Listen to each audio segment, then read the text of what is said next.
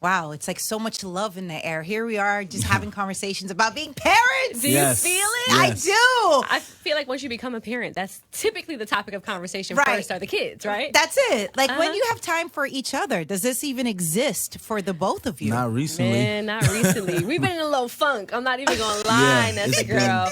When we don't have each other like locked in, it really causes a strain on everything. Because if we're not on the same page, then nothing else works. So we really have to be super deliberate. Like I was debating extending our trip out here for an extra like night or two, just so we can have a little New York City rendezvous back home. But we got 4 kids, man. Like, and then reality hits us all back here. We got our kids. They've been texting, Dad, what time you coming back? Because we got track. What time is basketball? And I'm just like, all right, I'll be back. I'll be back. Yeah. And I mean, we're blessed to have an amazing family who's able to be there. But it's for them. You know, they outnumber everyone. That's real. That's a commitment. 4? I love it. I ain't gonna lie, I love it. Well, how would you describe each child? One word to describe them. We each... 4 sons. 4 sons. For Jackson, the first one I would say is empathetic. I like that he's one. the oldest. Cairo, he's a go-getter. Unyielding. Yeah. Unyielding. Yeah.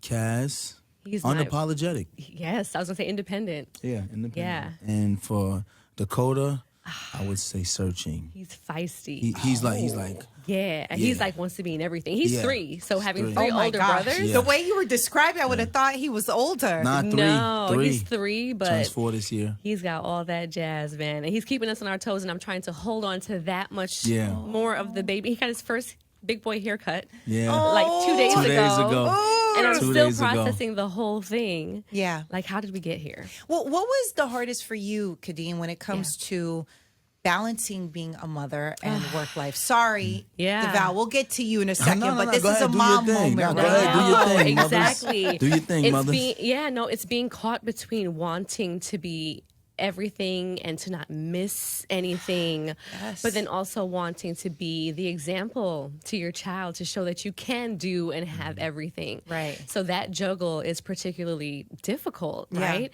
Because as moms, we tend to kick into gear with that mom guilt of feeling like we're never doing enough. Yeah, never doing enough, never there. And then I talk about the spillover into the wife guilt that I have with Devale sometimes, not being able to lock into my partner, right? So I've just learned to really lock into the moments that are present, putting the phone away and spending quality time and absorbing, all of the senses when I'm in those moments with my sons. Because those are the imprints on my brain that I feel like are going to get me through when they're like off in college or grown and married and they have their own children. Like, how did we get here? You know? I heard sons, like, they forget about their families and then they move on with their new families. Are you worried about this? I don't. No. You're not worried about that? No. Yeah. No. I don't know. I'll say this. Typically, sons move on for many reasons.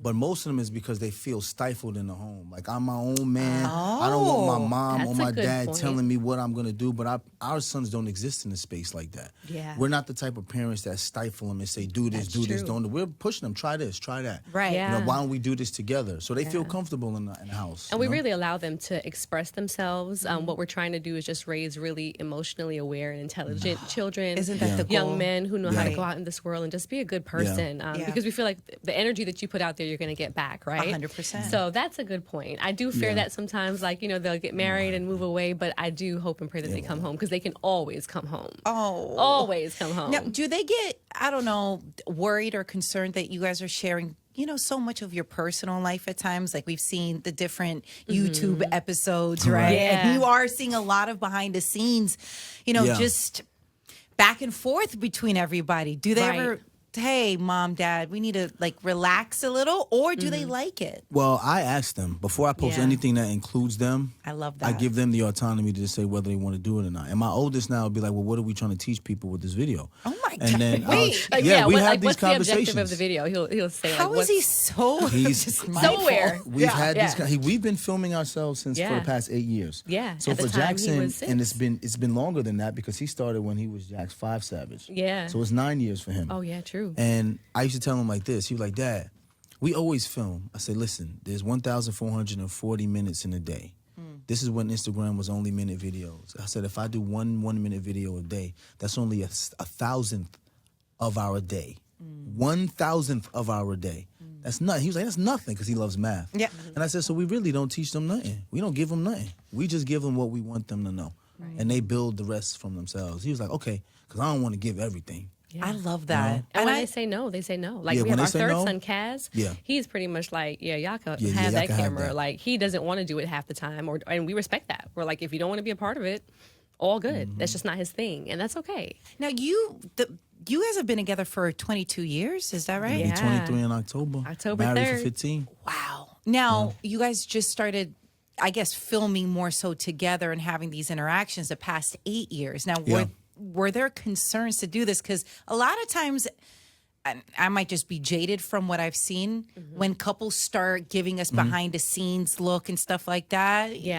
Things get rocky in their relationship. Were there worries about, hey, I don't want this to destroy our family? Not once. I think that we always have the ongoing conversation about what we're going to share. What we're not going to share. We deal with a lot of things privately first before we then maybe take it publicly. So, for example, on our podcast, that Ask Now, Ellis Ever After, we talk a lot about topics that start with the two of us. And when we come to either some kind of resolution or some epiphany hits us, it's like, hey, let's take this to the masses now and let's share and say, hey, has anyone else experienced this within their relationship? And what it does is it provides a safe space for people to feel like, you know what? I'm normal within my relationship. I'm normal as an individual, because other people who may on the outside looking in seem to have everything, still go through real life human issues on a day-to-day basis. 100%. You know, but we've turned down things like reality show offers and things like that because we didn't feel like it served us as a couple, as a family, as a brand, having and this sons. is you control it, right? Versus doing a reality show and you have producers, they're controlling the narrative, what they want the world to see. Absolutely. And, you know, it can get really messy, but I guess that's what gets the ratings for them, right? Absolutely. I mean, that's part of the game. Right. So with that being said, has there ever been a disagreement that, you know, maybe you guys had or shared on the podcast that then, you know, followed you both home and then you continued arguing about it? Well, honestly, we had a conversation about monogamy that ended up leading to a miscarriage because we had talked about monogamy and we had expressed openly how we felt about it. And people took 60-second clips of our podcast and just posted their own narrative about the clip. Well, what was said and what did you guys really share? Well, no, we just talked about, ultimately what triggered people was we talked about the beginning of our relationship. Okay. And what I said was, hey, if we're going to talk about monogamy, as a woman, if you want monogamy from me as a man, and then I go to give you the monogamy that you asked for, but then you make it a chore, and it's like, well, I'm trying to express myself sexually with you, but you're never in the mood. How is that fair to me? I kind of feel like you duped me in a way, if that's what you do. So women felt targeted. They felt like this is unfair. Oh, they came for you, huh? Yeah, they came for me. They and came for him they expected me to back down and just run and quiver because that's what people do with social media pressure, right? People tell you your opinion, your reality isn't theirs, so it's wrong. Right. And for me, it was like, oh, she's just submissive. She's a doormat. She's allowing him to use her. How is he disrespecting her publicly? Like it was this whole thing. But we had came to a resolve in the entire episode. But of course, that it's was 60 the clip. seconds. It's 60 seconds. Want to focus on. Which not for nothing was our highest grossing podcast to this day. Of course. Right? Because people love salacious stuff, but ultimately, Khadeen was watching the comments, and we found out that she was pregnant like shortly after this podcast came out.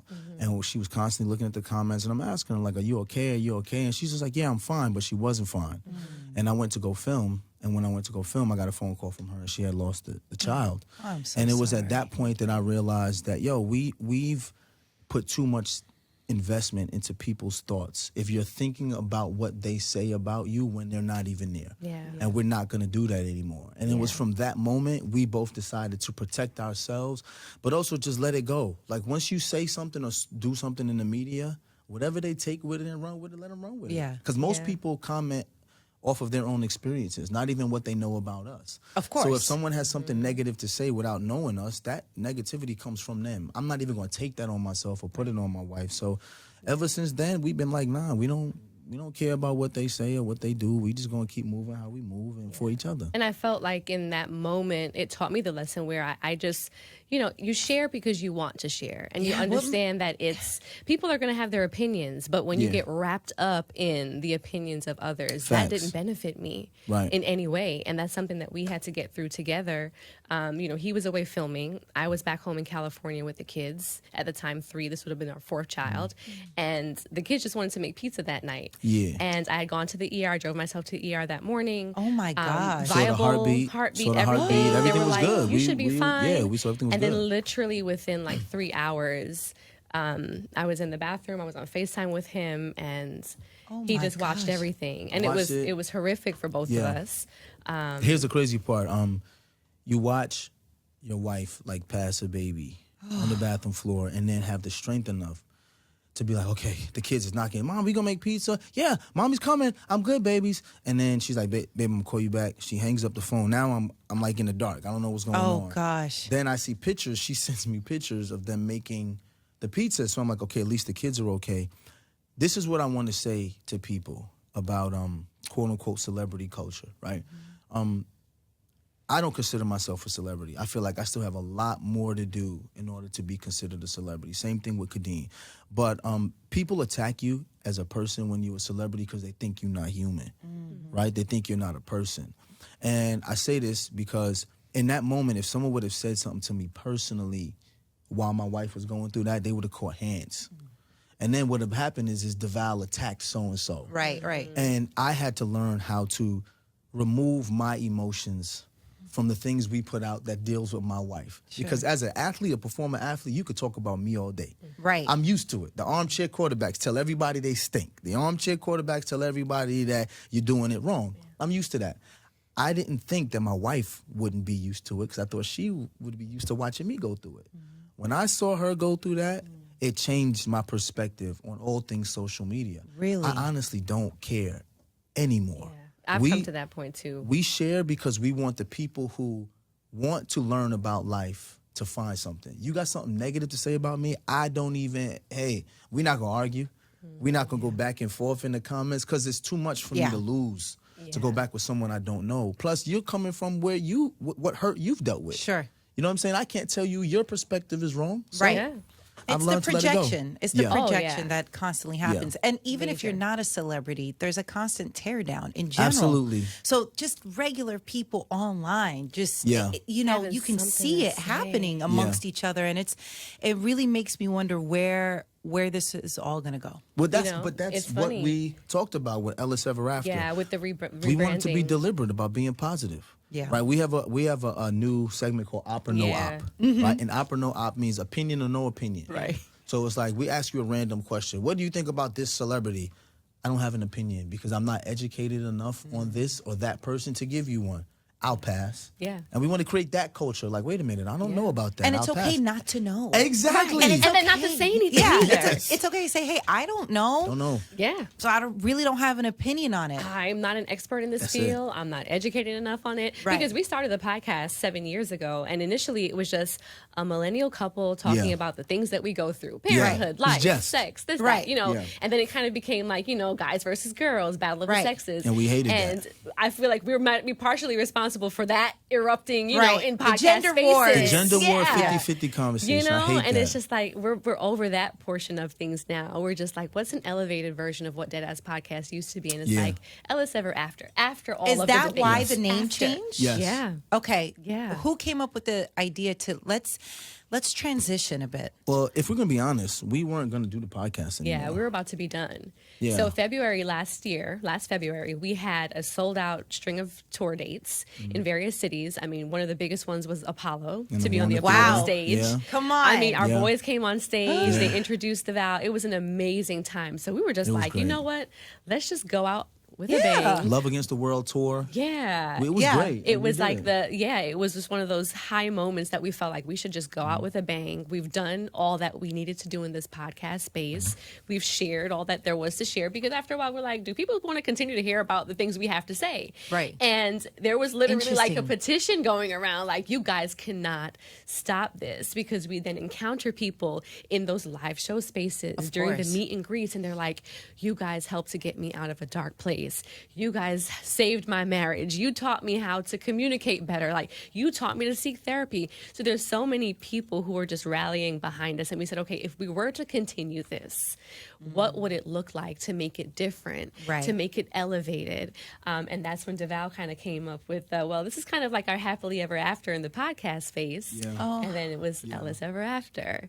So it's essentially a more elevated version of this is our happily the ever. podcast. How about Ellis Ever After? Because we're the Ellises, and this is after the gender wars, after all the jests. Let's see what happens after that. So that's how we came up with it. I love this. That is, I'm glad you guys because we're better together. Think about it. That's it. There's no group of people where if they separate the men from the women are better off.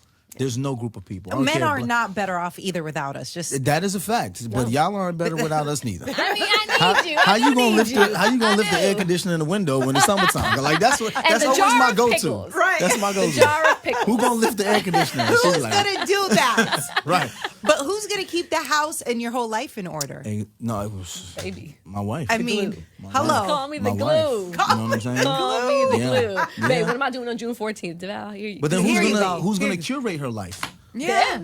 I mean, yes, it goes hand in hand. It goes hand in hand. But that's the beauty. See? You know what it is? It's also acknowledging, like, hey, I don't have strengths in everything. Facts. That's a fact. It's okay. Facts. But you have that. So let's come together and help one another out. It's never a competition. And, I do think that's really important. Now, you guys had the former president, Joe Biden on the podcast. We sure so did. Let's talk about, these are big moments. How was that experience? That was in 2020. 2020. Yeah. So how was that for the both of you? 2020, that was during COVID? Everything was virtual. COVID. Yeah. And it was on the brink of, which election was it? Was it it was him versus Donald Trump. Versus Donald Trump. And it was a big election. They had reached out to us. It was a huge election. You said they reached out to you. They reached out to us. His team reached out to us because they wanted obviously to speak to our constituents. Well, his constituents that were our people. Yeah. But I felt seen for a minute, but if I'm being 100% honest, it was kind of tough. Like, really? Because when you get into politics, you can't really ask the questions that you want to ask. Yeah. Right. I was going to ask That's a very curated space, too. I was going to ask, was it very censored? Was it very controlled? Absolutely. Absolutely. And it was very, very much like,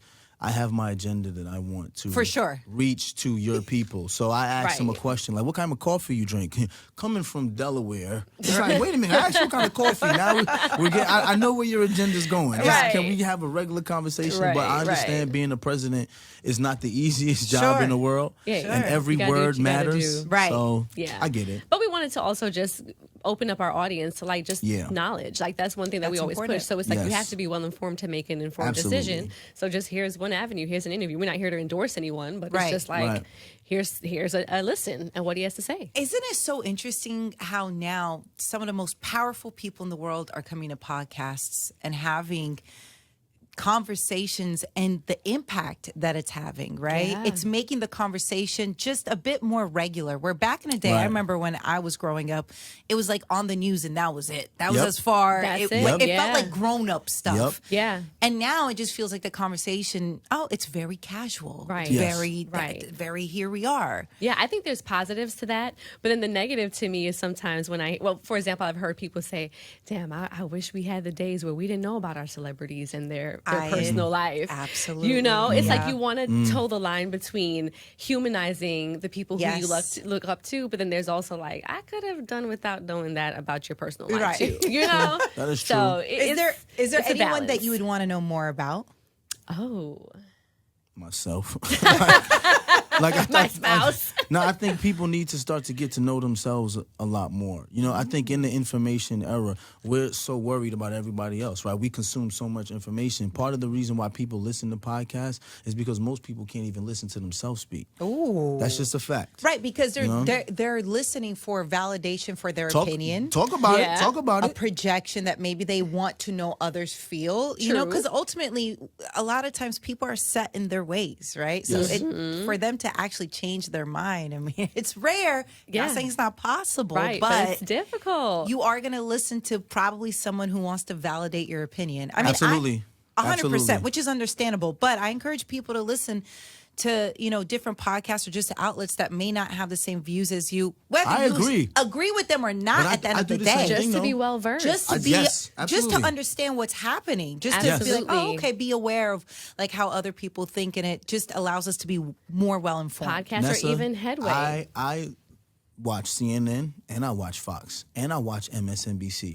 I want to understand everyone's perspective. Absolutely. In totality. 100%. Yeah. 100%. Yeah. For sure. It's important to understand how the different takes Absolutely. out here, right? Because it's, you know, we're not living in just our bubble. Right. Nope, exactly. Millions of bubbles out here. There's a ton of bubbles. There are millions of bubbles. And Devale put myself and our son, our oldest, onto this app called Headway. Yeah. And Headway is good because it's just a book, pretty much an app with books. And they'll give you like the Cliff Note version or like bullet points about like the synopsis of the book and like different takeaways from it. So we'll sometimes spend time with our son and be like, hey, let's do a Headway book and see what we learned. Yeah. You know, we've been slacking on that too. We need to get back on it. Yeah. But it's just, again, being informed, learning, thinking about a different perspective, not just seeking validation for what you already thought. Yeah. That's the part, seeking validation for what you already know or believe in, right? Because it's just like stoke the fire even more. Right. Yeah. Tell me about co-producing the Broadway production for Othello, which is insane, by the way, starring Denzel Washington. No, I haven't. Okay. You gotta go see it. Wait, what? Historic. How did this happen? I need the details. Did you run into Denzel? Did you run into Jake Gyllenhaal? I wish I could tell you. I wish I could tell you I was somewhere in LA and I seen Denzel. I was like, hey, you want to do a play? And he was like, yeah. But that's not how it happened. Okay. Quite how it went down. No. Yeah. LaShawn Thompson, she's an investor, a Broadway investor, and she knows us through Khadeen's best friend, Tiffany Burkett. And she said, I know the Ellises are involved in the arts. Would they be willing to invest? We're looking to raise money for Othello. And I was just like, invest how? And they sat down, told me how, and I was like, I don't want to invest, I want to produce. And it was just like, it costs X amount of dollars. And I said, well, I'm invested in the arts because I want them to see more people like us in the art space, especially on Broadway. So directing, for me, producing, all that. Yeah. So for me, it wasn't just about a financial gain. I also wanted to learn, right? We are big, like we just talked about. We do live shows. We sold out the Apollo Theater. We sold out Warner Theater. But I want to be able to know how to sell out bigger arenas. Yeah. Right. So I was like, let me get in here and let me learn. I learned so much. What? Tell us something. All right, I'll tell you something that I learned. We did our live shows, and typically it's about a 3-month runway we get for our live shows. And I'm like, man, we got to get this on. Yeah. Man, I sat down in this thing. It was a 2-year runway, number one, from when they started, inception. Like the inception of it. Yes. Yeah. Then I also realized that we put a lot of pressure on our stars, right? Oh, it's Jake, Denzel. We don't got to do nothing. Just put their name on the marquee and it's going to sell itself. That's not how things work. We live in an information era. So even when you have a Denzel and a Jake Gyllenhaal, so much stuff gets lost in the information highway that you have to constantly push people to let them know this is coming out. So there's never too much marketing. We thought the opposite. We would market and be like, let it rest for 6 days. We're doing too much. Yeah, now I'm learning like only 3% of your posts actually get to the people that you share. That is a fact. Damn. We also thought was, okay, you got Jake, you got Denzel, only market them. No, you need to market everyone in the cast because there are small pockets of people who've never heard of a Denzel or a Jake Gyllenhaal. As much as you think everyone knows them, they don't. So crazy. So as much as you think everyone knows you because you may have 1 million followers, there's a lot of people that don't. And I sat back and I'm on these Zoom calls and there's about 40 people on these Zoom calls. I got my notepad out. And I'm just like, everything I was doing with marketing was the opposite of what you're supposed to be doing. Damn. Like literally everything. But it still worked out for you. It worked Let's out. not like, it worked out. Right? It definitely worked out for us. Let me tell you, the people who support us, they may be small, but they're mighty. Absolutely. And whatever we have support. going on, they're always going to support. Yeah. You know what was my little moment that in Othello, right? Mm-hmm. So we were able to see the dress rehearsal, which was the first time that they ran the entire show from start to finish. Tell me. And it's like being in that space, everybody was just kind of low key watching, seeing the actors go through their process, seeing some of them drop their lines or, you know, make a mistake or get the stage direction Denzel wrong. didn't make no mistakes. I'm not saying nothing. Denzel is perfect. He is perfect in my eyes. But it's just like, you know, that was, I think, maybe 2 or 3 weeks before the actual opening of the play. And it was just amazing to see it from that moment to opening night, where we're literally second row from the front, in the center. You have Spike Lee here, Angela Bassett there, oh my, J-Lo there, come on, Gayle King there, Joe Biden there. And you're in this room, in this space with people who you've just admired and look up to your entire life, and you just draw so much inspiration and motivation from. And they're in awe of what they're watching. And then as students of the art, as actors ourselves, it's like we're watching it unfold on stage.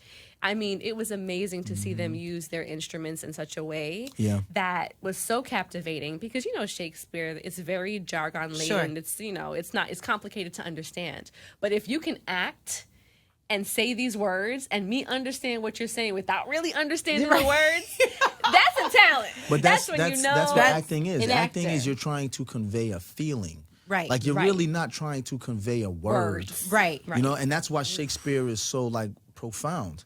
You sit there and you say, this above all, to thine own self be true. Right. The way you say that, people will know what you're saying, as opposed to just this above all, to thine own self be true. Right. That's what acting is. I felt that because of the presence, the context, everything they put together. Also, Kenny Leon, one of the greatest Broadway directors of all time, you know, takes a Shakespearean play and brings it to 2025. That's not easy. No. It is not easy, and to captivate an audience. Denzel's 70 years old playing Othello at 70. Killing it. Like, it was amazing. Both of you as actors, did you guys leave the play practicing Shakespeare line with each other? Like, okay, this is what we're going to do. Thou shalt. Like, did you guys practice? We were like, come hither. Yeah, come hither, thy booty.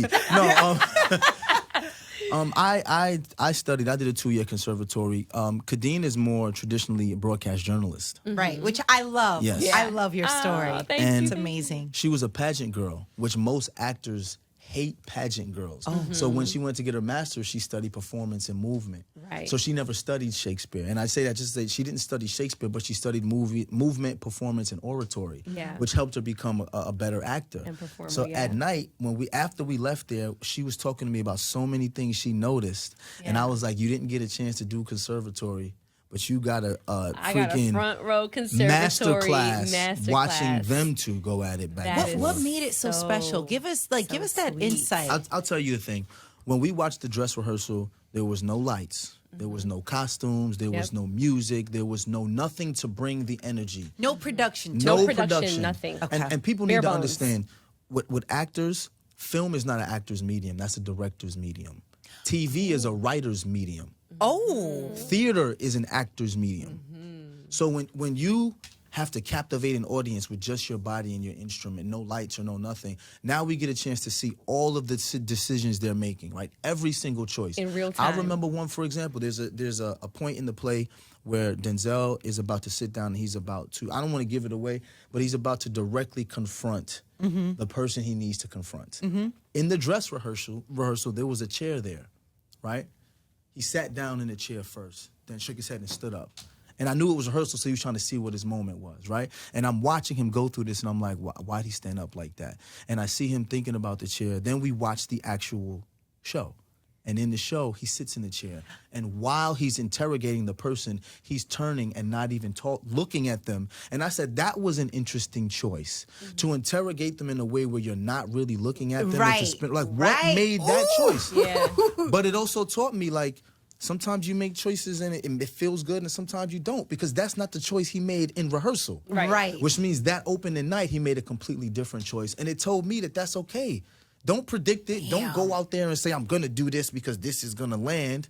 Go out there and live. I wonder how many versions of the play people get. Man. Because depending on like Devale said, being in that live medium space as an actor, it's like, that can change in any moment. That rush has to be different, though, for them on stage. Absolutely. Like, right? Did you feel it? Could you feel it as you're watching? Like, oh, yeah, they feel this moment right now. I think I did, but they were just so locked in. Oh my gosh, I don't want to give it away. They were so locked in. Yeah. And each character, like as I recant and think about like each character, they each had moments that I felt like, wow, like you stole that scene. And that's kind of what happens in acting, right? You kind of look at a scene and you're looking at who's doing what, and it's just like, oh wow, you really in this moment just like brought me in. It was great.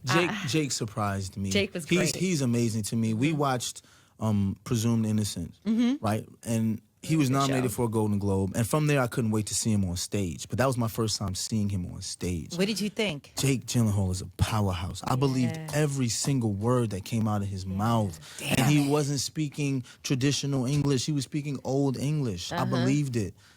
He was just really, really good. If you ask me, he stole the show. You know what I'm saying? Like, I love Denzel with all my heart. Of course. But I couldn't help but watch Jake. Denzel's even said it too. I mean, in interviews, he is totally giving his props. If you could ask each of them a question about acting, what would that question be so that it can sharpen your skills? Ooh. How is he able to be true to who he is as a person, but still be other people? Because when I watch him in other roles, you can still say, that's Denzel, but that's Reuben Hurricane Carter, that's Malcolm X, that's Alonzo. You know what I'm saying? It's like, how are you still staying true to who you are, where I can see that that's Denzel, but still being those other people so good? I want to know. Yeah. That's a great question. My question would be, because I got an opportunity recently. Yeah. And she can't talk about it because Jess is going to look at us and be like, Jess, relax. We're having a moment. Stand down. But I had an opportunity that came my way that I'm super excited about, that everyone will find out about very soon. But what I would ask the two of them is how, when they are booked for a particular character that is unfamiliar to them, how do they work to build out that character? What's their process like with giving them a persona? How do you work to not judge your character for who they are and what they've done or will do? There's so many complexities that I've learned when building out a new character. And I was really locked in at the top of this year. Yeah. So I would be really curious to know how they connect with their characters to bring them to fruition. I hope you get the answers and share it with us. I would love that. Soon enough. Let me tell you. When you do conservatory, though, they tell you. Yeah. Like, and not for nothing, I watched her. She's asking these questions, but when she got the opportunity, she came back 3 weeks later with a binder. Right? And you know what the binder was? Student. The person that she had to become's childhood all the way to their adulthood. Yeah. She did the work. Yeah. She did the work to create the persona. The thing is, she hasn't seen herself yet. Oh. So she doesn't know how it's going to come out. But I watched her do the work. She sat down with an acting coach and they built that character from the ground up. Yeah. How she walks, how she talks, smoking. Every single thing. I watched my wife turn into that person, to the point where when we were at home, she'd be walking by and I'd do something that Devale would typically do. Sure. And she would respond as her character, not realizing that she wasn't. I had no idea I was doing it. Oh, you're in like it. Girl, she was. I was in it. And the kids would ask, like, what's wrong with mommy? Mommy seems a little seriously. Mom okay? They would say she seems a little out of it. Yeah, I had to actually have a talk with them and say, Mom is Yeah. locked in and I'm learning something here, and it's something that I haven't done in this capacity before. So just bear with me. And I had to make a mental note of when to clock out of that, because I became so locked in and so almost mildly obsessed over it, which you kind of have to do. Mildly? Mildly? It was nothing mild. And the thing is, I love that it wasn't That mild. was my process. I'm an actor. I understand what she needs. We all have our processes. If you would have mildly attacked that role, I would have been pissed. I'm just being honest. True. Like, why go half?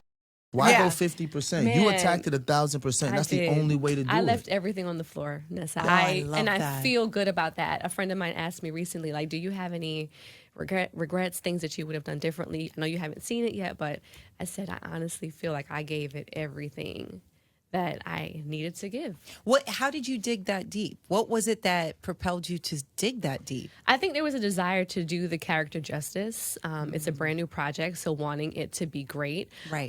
Also, having the opportunity, going to school for this and having to start and and start and stop so many times having kids for the past, 15 years? Talk about that part. Girl, this was my moment. Like, I felt like I owed it not only to my husband, to my children, to my family, to myself.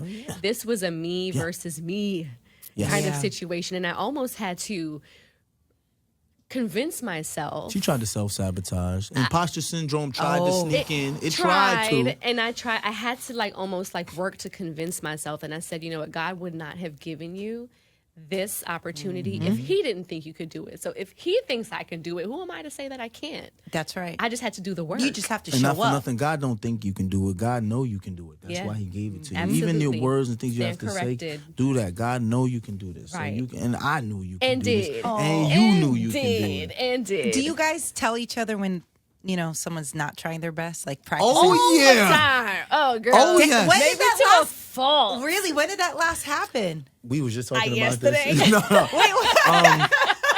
Last week. The biggest thing is, Khadeen has always been my biggest cheerleader, but my biggest critic. Of course. And vice versa. Right. Yes, definitely vice versa. In college, when I played football, in 4 years, I dropped 5 passes in 4 years. I caught over 156 passes. Every time I dropped a pass, bro, what was that? Right.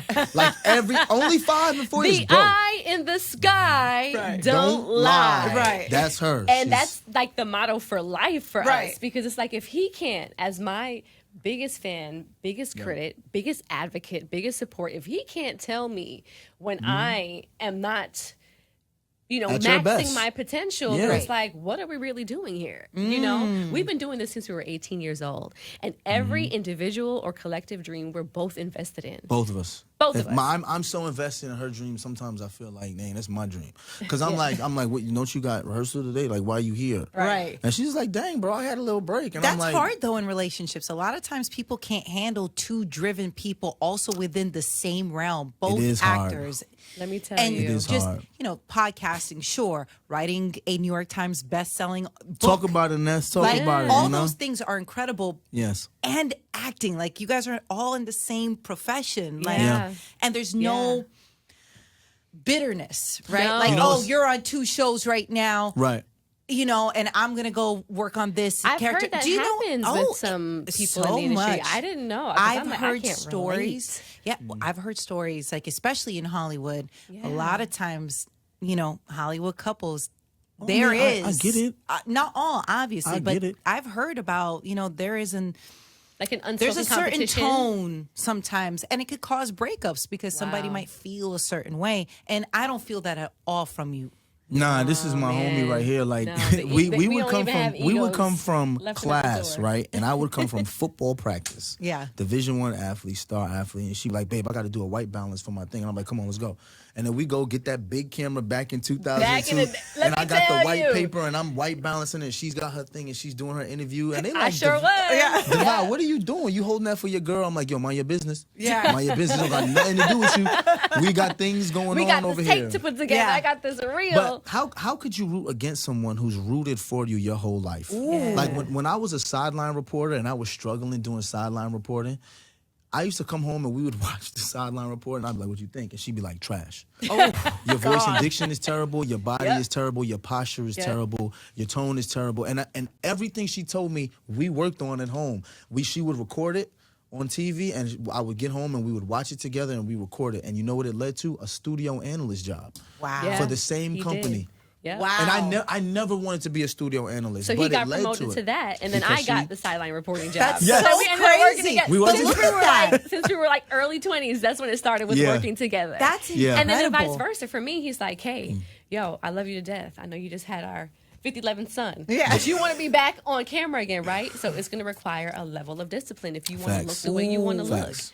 And most Facts. women might take offense to that. Like, bro, I just had your 4th child. Right. And but no, She he's was like, like, if you are alright. invested in this dream as much as I am, who else is going to tell you that you're not at your best? Who's not going to tell you the truth? The truth. But you know what he does? He does it with me. Like, Yeah, we we be in work the out gym together. We do it together. Like, it's just like I have a partner. So it's like, how Yeah. can I not show up Right. for someone who only wants the best for me? Gosh. Now, how could you not do stuff for someone who put her life on hold 4 times to give you a child? Like seriously, when you say it, people think you're saying it just to be cheered, but it's the fact. it's the truth. I watched her deliver 4 kids. Oh, You know what my that does to a man? Man. I was in the room. I caught 2 of them out the tub myself. Oh, my We had 2 goodness. home births, and I watched her go through the pain. No epidural, no nothing. Gosh. So my heart, my body. Yo, for real. It ain't for the weak. Imagine you watch that. Every mom is strong. And afterwards, however you have your baby. You all right? Yeah. You like, whatever your dream is next. You trying to act, I got it. Well, I hold the babies after that. Like, that's how invested I am in her. Did you cry when the babies were born? Every single time. Every single time. Every single time. Every single time. And I'll cry right now if you ask me to bring it up again. 'Cause it's the most beautiful thing. Women are the gateway to life, the vessel of Absolutely. life. To watch a woman put her life on the line every time to bring in another life, you can't tell me. And it sounds crazy that I think women are the most important aspect of beings on earth. Yeah. Like, we talked about this before. If I think God is a man or a woman, I'm like, God has to be a woman because women create life. And if God creates all things, then God has to be, if he's going to be one or the other, has to be a woman. How could God be limited to be a man and not create life? I mean, look at the You know greatness that women have. I agree. I agree. It's remarkable. It really is. It is. I want to talk about the New York Times best-selling book, just really quick, because I think Okay. it's important. It's just Sure. part of the journey. Yeah. Tell me the title, like what was behind the title, because I think it's an interesting title. Interesting. Yes. Yeah, we over me. So that's Devale is like the man when it comes to like titles I and can name see the changes theme and going everything. on. It was perfect here, but it was just so indicative of our relationship. The hardest part I think that Devale and I have faced in our 22, almost 23 years is trying to grow individually, learn ourselves, figure out the things that we like, that we don't like, what makes us tick, all the things. We're trying to do that as individuals, but also grow simultaneously together because we just love each other that much. There have been moments where we were like, you know what, maybe this isn't going to work, right? Thanks. Because it's just a lot through college, in the first 5 years of our marriage. Terrible. I mean, Is that the hardest awful time in a moment. marriage? It was the hardest Yes. time Why is it for the hardest us. time? For me, it was the hardest time for 2 reasons. Number one, we got married right after I retired from the NFL when I didn't want to. So financially, I wasn't in a position to carry the burden that I feel a man should carry. That's number one. So I was not prepared to be the husband I wanted to be. Secondly, we got married and had a baby right away. So when you get married and you have a baby, now the dynamic changes, right? Oh, You went yes. from being my girlfriend to my fiance to my wife to my child's mother. And as you know, once you have a baby, now it takes 18 months for you to get back to being the version of yourself. Right? Hopefully. Hopefully. That's Sometimes it's if a brand you're new lucky. version you never Right. knew. Yeah. Yeah. So for me as a husband, I was doing what I thought a man was supposed to do. I'm like, you know what, babe, I got you. I'll come home. Where's my food? I'll pay all the bills. I'll do this. But I wasn't there emotionally. Right. I wasn't there spiritually. When I noticed that there were times she was going through struggles, at the time I was 27. I didn't know anything about hormones, postpartum depression. Sure. I didn't know anything about sleep very real. depression Yeah. or anything like that. And I said to her, you act like you the first woman to have a baby. My mom and your mom had 3 babies naturally and went to work. Fumes. That's okay? what I said. Fumes shooting I out did. my ears. Like, said how dare you? He What? said it, I though. said it loudly. Yeah, and I'm he going to did. tell you why I said it. He 2 did. reasons. Number one, I'm going to tell you, honestly, because I'm going to stand on this. He does, yeah. Now, Yeah. what did I say it with the second, third, and fourth? No. At the time I was 27, I thought I was inspiring and pushing her. Seriously, I said, your mother did it. My mother did. You ain't the first. You got this. Like straight and she football looked at me coach like, talk. yeah, she looked at me like, And I'm like, I don't need a coach. This is not a sport. Right. This is real life. Yes. and that's when I said I had to learn how to be a husband. I didn't know. I was still coaching. Yeah. I was still Right. trying to be a mentor to a 15-year-old kid that plays basketball. But this is a woman who just had a baby Right. who's dealing with all the things. all Everything. the things, All sleep the things. deprivation, her body's changing, stretch marks, her nipples are sore, and I'm talking to her like Crazy. we're gonna go win the game. Right. Yeah. So I had to go back and say, you know what? You need to have some introspection. Yeah. What can you do differently, Val? Yeah. And I said, you know what? I have to see my wife and meet her where she is, rather than pull her to where I think she needs to be. And that became an internal conversation. So to my Wow. point before, when I was saying it was like the individual and then trying to merge as a unit, we realized that a lot of times we were just doing our own thing early on in our marriage, but not speaking to each other. And that's why on the podcast or even in the book, we stress so much that it's always we over me. It's we over the children. Right. It's we over the extended family and friends. And that really is what helped us when we started looking to each other for the answers. People write into our podcast all the time. What should I do about my man that did X, Y, Z? What should I do with my girl? How do I get my... And we're just like, we'd love to give you an answer, but the answer is within. Have you talked to your spouse yet? Have you spoken candidly? Have you told them and how honestly, you feel? Have you how asked you them feel? what they Right. need? You know? But to me, though, because you asked about the title, Mm-hmm. it's two parts. It's we over me, Yeah. but it's also the counterintuitive approach to getting everything you want out of your relationship. To me, that was important, right? It's counterintuitive. To get everything you want out of your relationship, how about you focus on your partner? You know, it's very hard. That's why it's counterintuitive. It's very hard, especially when you're so driven. And you're just like, it's always us. But what about me? What about me? Yeah. What do I need? Or being so driven, it's always just like, well, what do I need to continue to drive forward? Not thinking like, oh, maybe if I'm of service to my spouse or my partner, that will empower them and inspire them to then reciprocate that. Right. And or you that's hope what that we it will, realize. right? And you hope they Because do. sometimes it doesn't. Sometimes it doesn't. Sometimes it Sometimes falls it don't. flat. Yeah. Sometimes it falls flat. And that's okay. And that's okay. So Now, we when shared our story. As all relationships, hard times happen. What's the number one tip to get through an argument for the both of you? Deal with it in real time. Oh, that's a good Really? one. You don't time. wait That's a to good like one. cool down? No?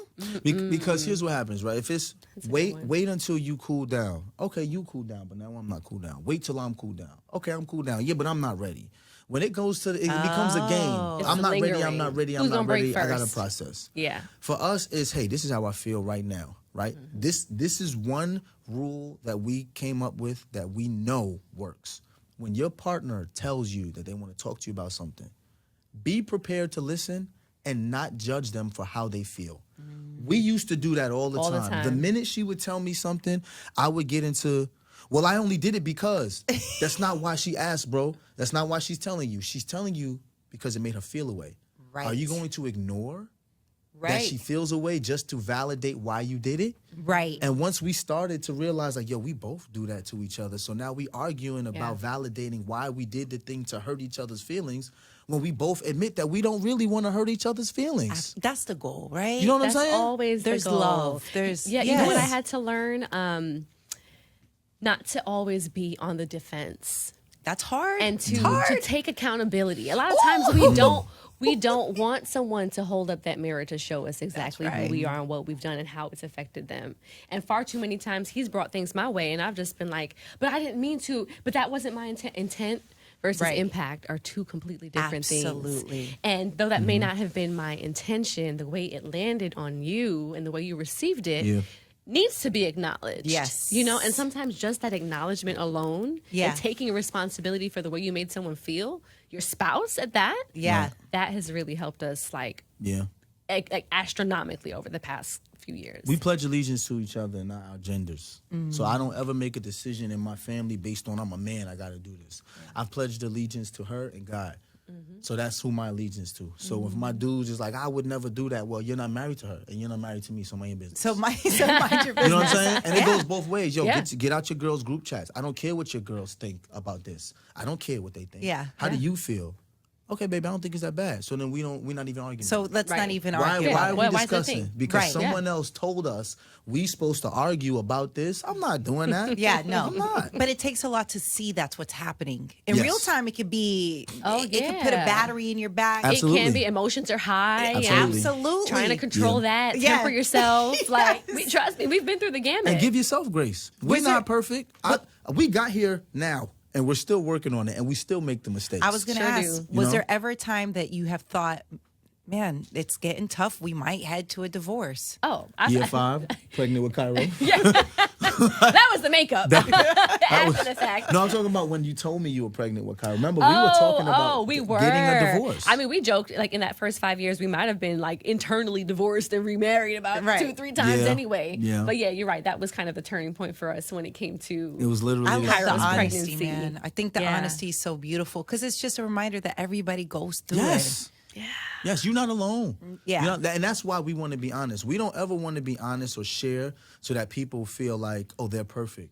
I'm not perfect. I will say that to the camera. I'm not. I've never been perfect. I don't want to be perfect. Yeah. But I will do is share so that you don't feel alone.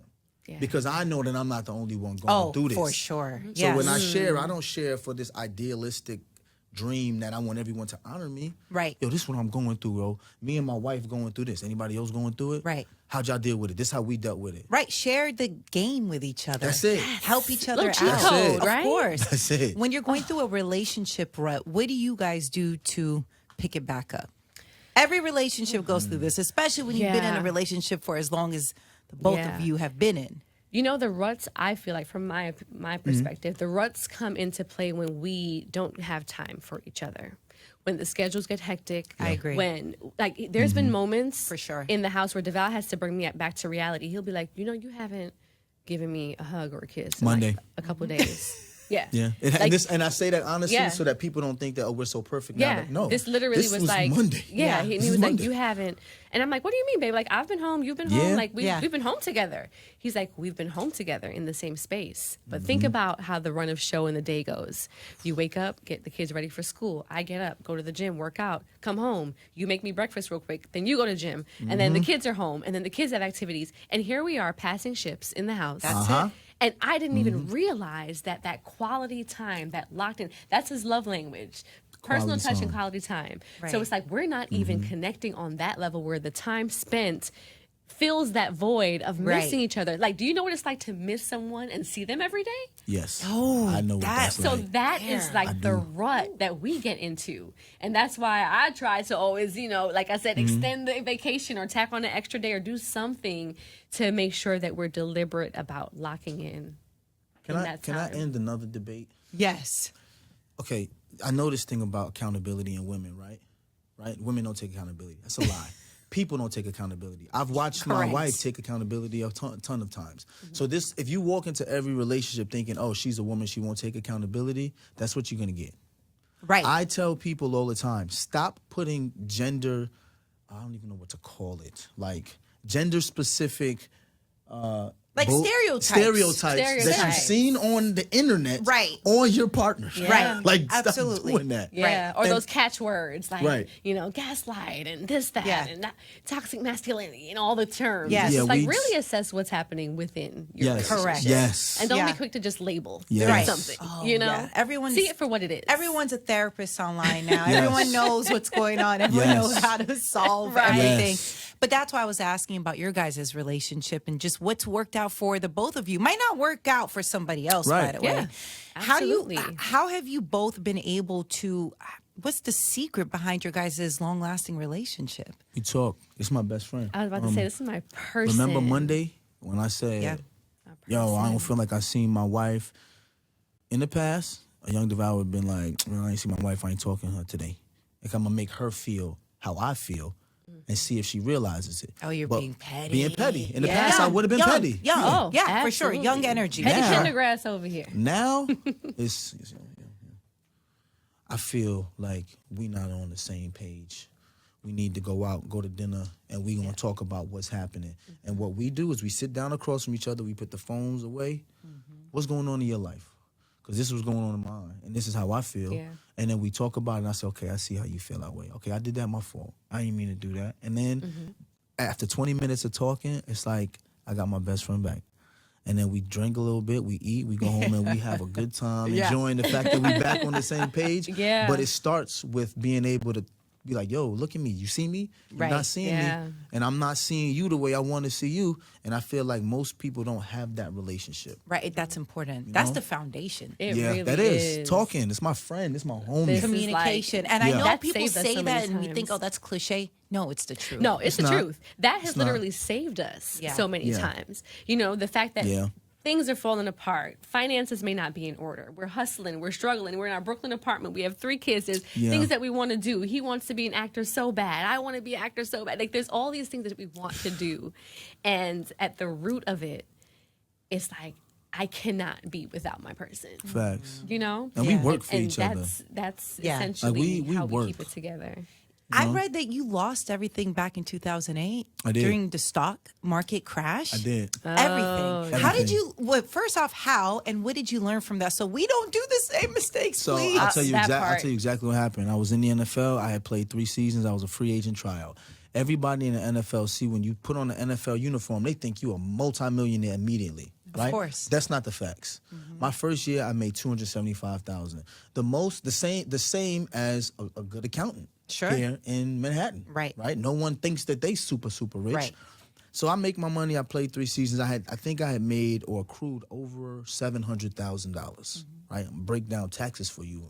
Right? Good luck. $700,000. You're in the highest tax bracket over 3 years. Right. So they're going to charge you 50% because you get the jock tax because you played in the NFL. So you get charged in every city you play in. Right. So that $700,000 automatically drops to $350,000. Right. But I also got to live in 2 states because I live in Detroit, but I also live in New York. You see what I'm saying? So I have a home in Detroit, have an apartment in New York. Right. You only get paid for 4 months out of the year. You get paid from September through December. So the rest of the year, you have to make that money work. Right. In 2008, I had $230,000 in my account. My beautiful fiance over here told me girlfriend at the time said, I don't want to be a girlfriend. Yeah. Like, I want to be a fiance. There needs to be some moving forward with us. I said, cool. Got an engagement ring, bought a house. Oh. Got an engagement ring, bought a house. We about to move into this house.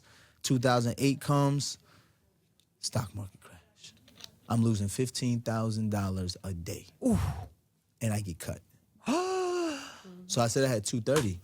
I'm losing $15,000 a day. I just put $60,000 down on the house. I got $170,000. I'm watching this money. Bing, bing, bing, bing, bing. Did all the right things, like investments. He wasn't in the strip club. That's what I was going to ask. We weren't buying bags. We're told this, especially older, that we're supposed to be investing. And so when you hear that, it gets Investments scary. have so many different things. Like, people just say invest, but no one teaches us. I went to public school. None of my teachers going to say, hey, Devale, man, if you happen to play in the NFL, make sure you invest in the stock market, invest in property, invest. I put all my money in the property. I put all my money in the stock market, right? That's what I did because they told you that's what you do. Right? Absolutely. But who knew that the housing bubble was going to burst? Damn it, man. Who knew that all of these years of fraudulent loans was going to come back to haunt us at one time? Right. And then it was just a domino effect. And my financial advisor said to me at the time, it'll correct itself. If you take your money out now, it's gone forever. But when you go from 170 to 155 to 140, all the way down to 46,000, oh my gosh, and you get cut, I got to take this money out. And so you took it out. I took it out, and all I had was 46,000 left, and we had to survive from October all the way through December. Do you think you should have left it in? No. Because when we went back over, I would have lost all of it. Oh, my God. Zero. The market didn't recover until November, which means I would have lost all of it during that time. Oh my God. But I took it out with enough time to be able to pay for our mortgage every month and to move us to Brooklyn to stay in our apartment, which was my grandmother's old apartment. She had a rent-controlled apartment, which was only $900, which lucky. I told Kay, I said, yo, I'm going to get this apartment before she like, leaves. Hell no. And she was like, man, we don't need that old apartment. We rich. Right? We was 22. Like, we don't need I was like, is the money going to come back? What do you mean? Yeah. Where'd it go? It's going to come back, right? That's what we both thought. Yeah. And it didn't happen. Sure didn't. So we moved back to Brooklyn.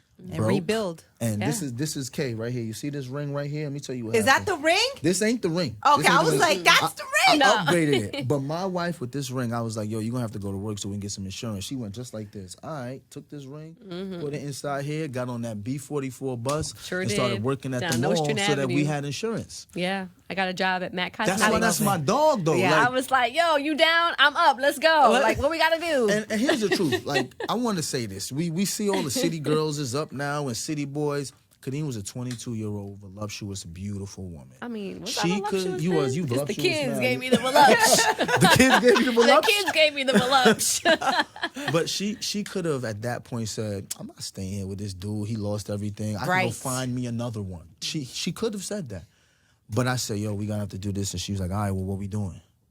Looked me right in the eye. I said, what we doing? I said, all right, well, if you get insurance, I'll go get a job to make sure I can pay the mortgage and the rent and stuff. And she was just like, all right, well, do what you got to do. I do what I got to do. I love this. And that's rare. It's rare, man. And that's what we want to share with people. That's right. Like, we want to take them through all of the struggle. You struggling right now? We've been there. We've been there. This is how we did it. When we talk on our podcast, we talk about economics, we talk about finances, we talk about mental health, because we want other couples who are going through the same things we're going through being like, oh, so they've been here, how'd they get out? Yeah. We give them details. The we give them details about how we did it. Yeah. And we bring in experts. Yeah, if we don't know something, we bring someone in to speak about it. It's okay to say I don't know. Yeah. It's okay to call on experts, for sure. Absolutely. and legitimate experts, not internet experts. Yes. Not the ones with opinions. No, our favorite guest is Tiffany Alice, the budgetnista. Yeah, for finance. Oh, I love and we brought her in for finance. Oh, I love it. Yeah. We know some really good ones that we've had on our pod. We'll give it to you guys. It's so good. And you're just like, wow, why didn't I know this before? Absolutely. Before you guys leave, I want to play a fun game of who's more likely to. And then we love a fun game. Okay. Yes.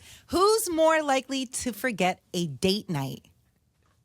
Yeah. What? Forget one? Yeah. I don't know if I'd forget to plan it, but I won't forget it if it's on the calendar. Okay. Yeah. Who says I'm sorry first?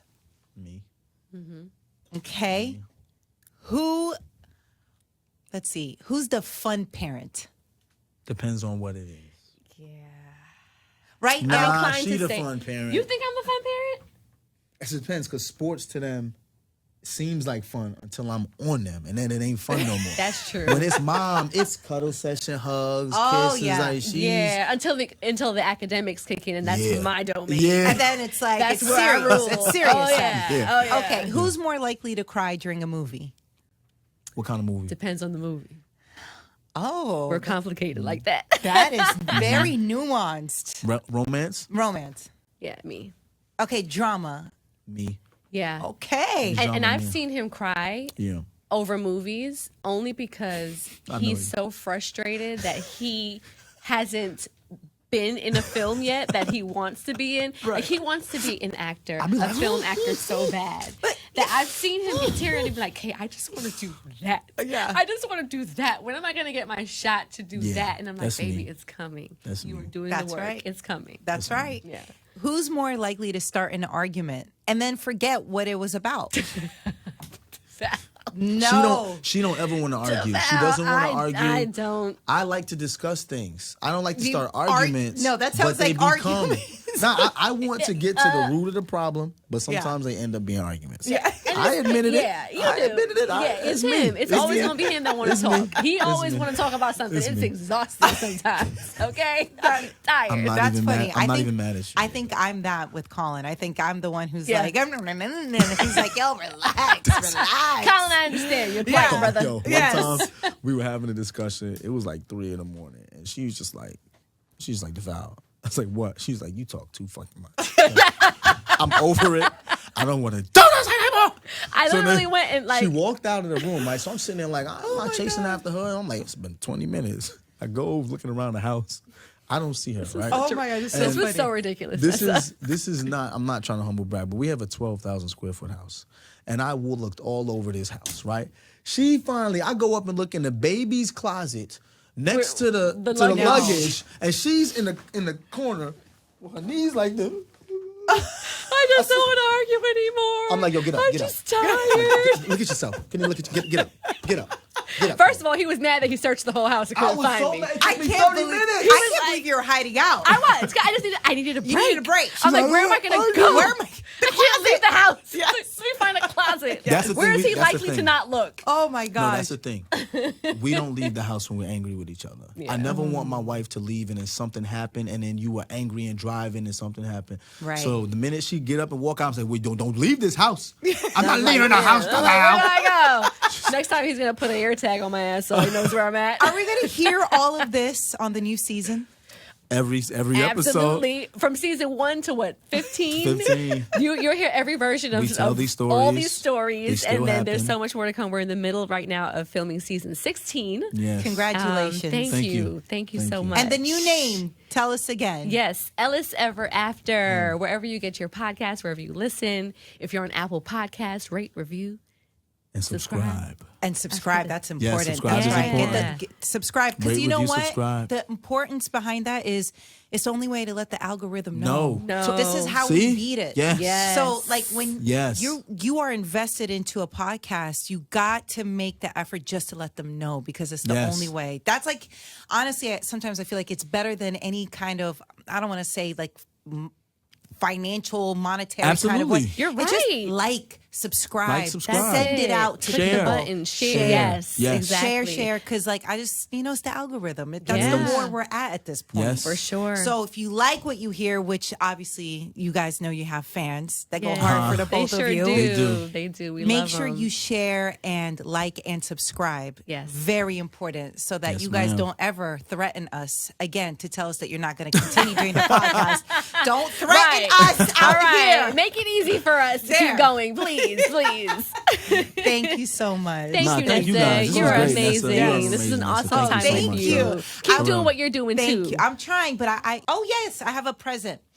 So I love Colin and I wrote our children's book with Scholastic. All of Colin and I proceeds go to our nonprofit, Know Your Rights Camp. But you can read it to the kiddos. That's dope. I love it. And I love that there are folks that look like them and they're friends on it. I love that. That's amazing. Dakota, you said, was 3 years old. Dakota's 3. So the story is centered in the work that we do in our youth group in our nonprofit. So the story is just about this beautiful world that, a world that we can all imagine can exist. And so we didn't want to center it about us because that just feels like very low-hanging fruit. I get it. But I get it. It really honors the work that we do and really the different folks that help us make the work possible, like Katrina. Yeah. She helps us. She's part of the Know Your Rights camp. But, that's awesome. But you can read it to Dakota. Yeah, it's giving next time we're Mr. Reader, mystery reader at school. Come on. Yes. We're taking it for the kids to learn something. We appreciate that. This will be perfect. Thank you so much. My mom, we call her Angela Davis. She was the first class to integrate into white schools back in the 60s. When she was a child, she went to the first black child to go to Marine Park. Wow. So when it comes to education, she don't play no games. I love that. She went to read at Cairo's, and all the books that she brought was all brown books. She was in there. She was like, I'm going to get these books. These kids down here in the Confederate South. It was hilarious. I love it. They going to learn something today. Of course. I like it. But thank you so much. And just, I appreciate you guys taking the time to be here. I know you guys are booked and busy, but just, a small gift for the family. Yes. Moms.